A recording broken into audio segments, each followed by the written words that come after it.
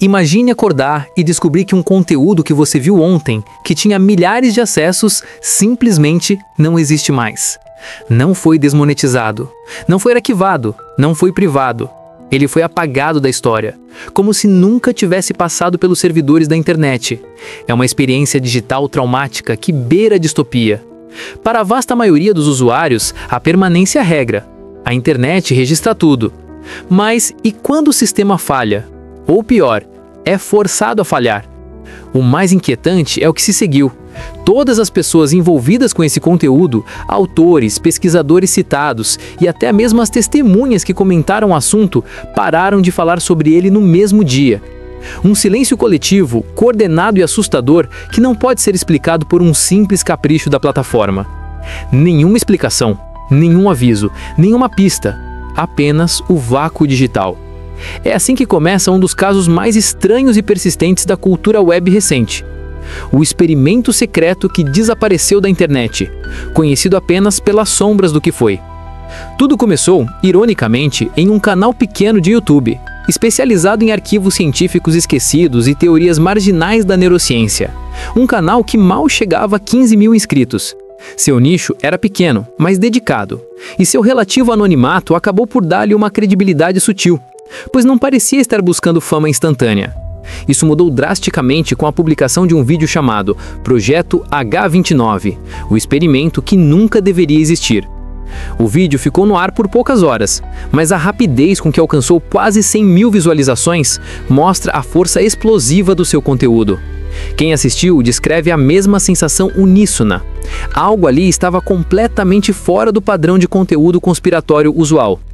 O apresentador, cuja identidade é parte do mistério subsequente, exibia documentos digitalizados, alegadamente vazados de um laboratório privado com conexões obscuras.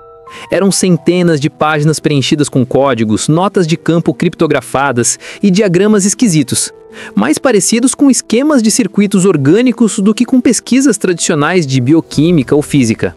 A terminologia usada era densa, quase acadêmica, o que reforçava a autenticidade percebida. Mas o que realmente prendeu o espectador foram os relatos anexados ao projeto. Eram testemunhos em primeira mão de pessoas que afirmavam ter participado como voluntários. O projeto, segundo o roteiro, propunha uma estimulação cognitiva avançada, visando aprimorar a percepção humana. Só que a descrição dos efeitos era tudo, menos o esperado. Os relatos variavam desde a perda da noção linear do tempo, experimentando blocos de dias como se fossem minutos, ou vice-versa, até o relato de sonhar repetidamente com lugares que nunca visitaram, mas que se sentiam estranhamente familiares. E o mais perturbador, havia quem afirmasse ter ouvido vozes durante a fase final do experimento. Vozes que não vinham de fora por estimulação auditiva externa, mas de dentro da própria mente, sem a sensação de serem os próprios pensamentos. O vídeo não precisou de edição chamativa, de clickbait histriônico ou de música de suspense para ser aterrorizante. Ele se sustentava em fatos crus, documentos e depoimentos diretos. E talvez seja justamente por essa austeridade informativa que se tornou tão perturbador e, subsequentemente, um alvo para remoção completa. O apagamento do vídeo não tardou. Horas depois de se tornar viral, o evento de remoção ocorreu. Não foi um processo gradual, foi um apagamento instantâneo e total. O vídeo desaparece, o canal recebe uma notificação misteriosa e em seguida é simplesmente zerado. Todos os outros conteúdos do pequeno canal são apagados. Os links de referência, que levavam a documentos e sites que supostamente hospedavam os arquivos originais, ficaram offline no mesmo momento. E aqui reside o primeiro grande ponto de interrogação. Nenhum espelho do vídeo sobreviveu. Para um conteúdo que chegou a quase 100 mil visualizações em poucas horas, em uma era em que a cultura de backup é onipresente, é estatisticamente impossível que ninguém tenha gravado, feito screen capture ou baixado o arquivo completo. O fato de nenhum print, nenhum backup, nenhum upload alternativo ter resistido é um testemunho da eficácia e da rapidez da operação de limpeza. Quando internautas, movidos pela curiosidade e pelo senso de censura, começaram a investigar, notaram algo ainda mais assustador. Os perfis do criador do canal, no Instagram, Twitter, TikTok, pararam de existir no mesmo dia. Não foram desativados, eles foram apagados, como se alguém tivesse passado uma borracha gigantesca e sofisticada por cima de todo o rastro digital da pessoa. Esse nível de coordenação sugere não uma plataforma respondendo a denúncias, mas uma entidade com poder de acesso e autoridade que transcende a administração normal das redes sociais. O apagamento do vídeo foi apenas o primeiro ato. O segundo foi o silêncio imposto às testemunhas. A comunidade online fez o que faz de melhor. Começou a buscar quem tinha visto o vídeo, inicialmente vibrando com o mistério. Nos primeiros minutos, centenas de pessoas comentavam o caso nos fóruns e redes sociais. Mas, conforme os dias passaram, algo profundamente estranho começou a acontecer. Em menos de 5 dias, todos os comentários diretos sobre o assunto foram substituídos por mensagens vagas ou confusas. Alguns usuários diziam que não lembravam tão bem assim, apesar de terem postado resumos detalhados no dia anterior. Outros afirmavam que devia ser só clickbait, contradizendo suas próprias impressões de que o vídeo era assustadoramente factual. E vários simplesmente apagaram seus posts relacionados ao experimento. Não foi uma desistência natural, foi um processo acelerado de silêncio coletivo imposto. Isso levantou a hipótese de que as plataformas podem ter sido utilizadas para rastrear e, de alguma forma, coagir ou manipular a percepção de quem se manifestou abertamente. A dúvida que paira é o que poderia ter sido usado. Ameaças legais ou, de forma mais nefasta, a própria tecnologia do H29 poderia ter deixado um resíduo mental nos espectadores. O fato é que havia algo muito errado ali, um controle narrativo que parecia extrapolar as ferramentas conhecidas de moderação. Com o tempo, algumas informações começaram a reaparecer em fóruns menores e redes de chat criptografadas. Ninguém sabia se eram reais ou fabricadas na histeria do mistério, mas todas seguiam um mesmo padrão temático e linguístico, como se viessem da mesma fonte original apagada. O tal Projeto H29 teria sido um experimento voltado para estimular áreas do cérebro responsáveis pela percepção e pela interpretação da realidade. Inicialmente, ele se venderia como um projeto de superaprendizado ou aprimoramento sensorial. Mas, de acordo com trechos reconstruídos e notas resgatadas, o objetivo final era muito mais ambicioso: medir o limiar de acesso consciente. Basicamente, entender até que ponto a mente humana pode perceber informações que normalmente ficariam fora do alcance dos nossos 5 sentidos ou da nossa capacidade de processamento racional. O projeto parecia estar mais próximo de identificar padrões comuns em intuições, pressentimentos e sensações de déjà vu que a ciência tradicional ignora. O problema é que, segundo os relatos, as últimas fases do experimento geraram efeitos inesperados e consistentes.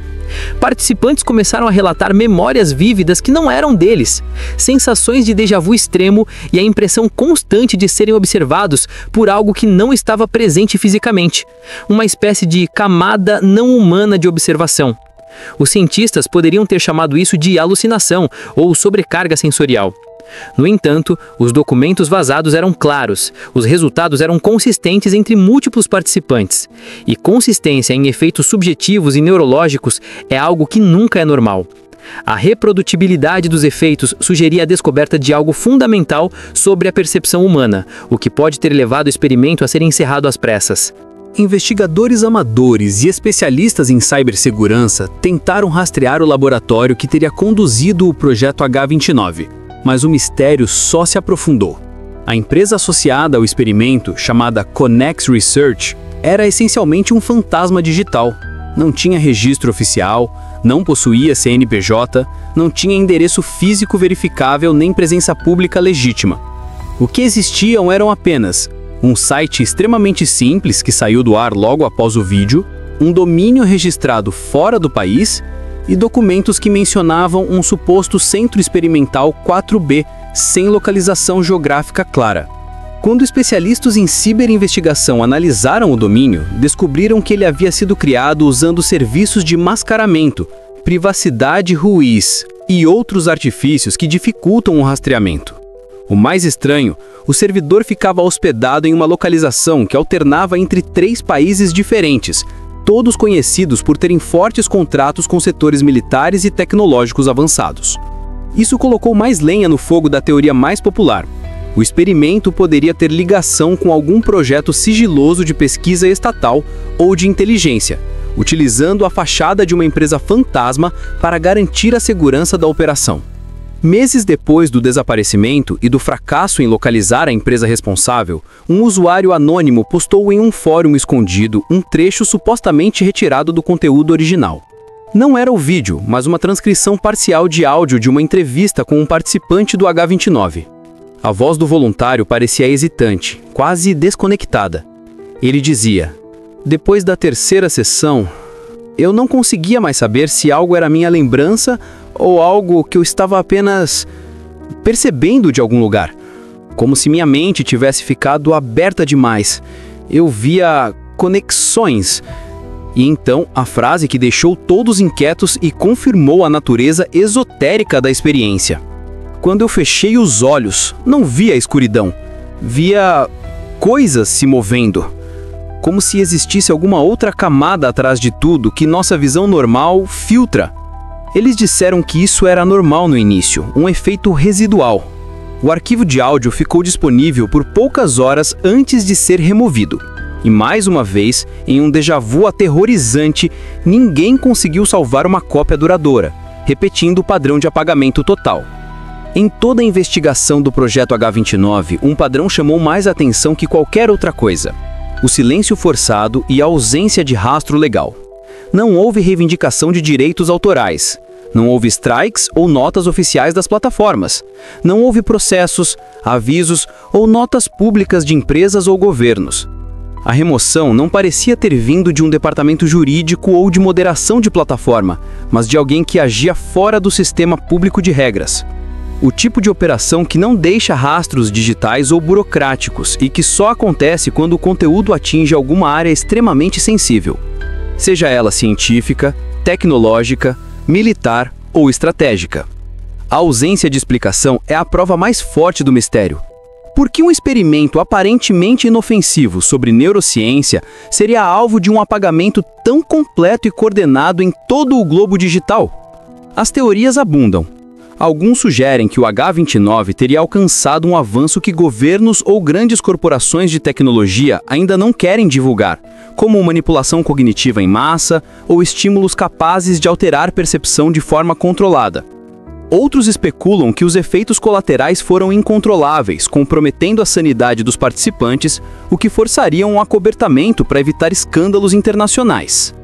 Uma terceira hipótese é que o vídeo continha dados altamente rastreáveis por assinatura digital, hashes, permitindo à entidade por trás do experimento identificá-los e apagá-los de todos os servidores em que apareceram, garantindo que nenhuma cópia sobrevivesse.